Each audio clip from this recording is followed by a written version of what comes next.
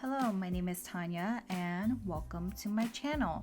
Here's what's currently in my bag, which is the Baggu shoulder bag and also a mini haul and try on. So I heard about Baggu through TikTok and I was actually looking for a lightweight work bag. I started seeing Baggu videos and specifically the shoulder bag, so I wanted to have it, and I got a 10% discount as a first-time customer, so definitely check out and see on their site if there's any discounts. So the AirPods case is the smiley happy design. It's puffy and it keeps my AirPods nice and cushioned. And then I have the reusable bag in size big, and of course I got it because of the Hello Kitty design, but also because this bag is actually half my size, which I don't know, I gravitate toward anything that looks like it's gonna engulf me. So yeah, and the measurements are 33 by 18 by 9 and it folds into a 6 by 6 pouch. And in terms of how much it can carry or weight, it is up to 50 pounds. It definitely feels durable and it's made out of recycled rip-stop nylon, and it is also machine washable.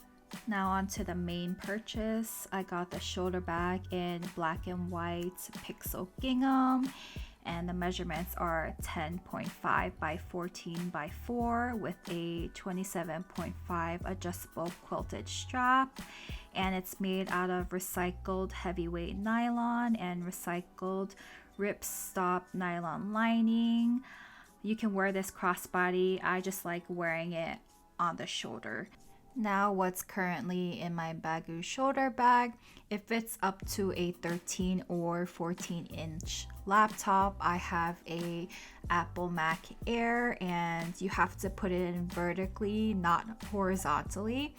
And then I try to carry a book on me. I'm currently reading The Last Graduate. I also like to have my Sony noise canceling headphones.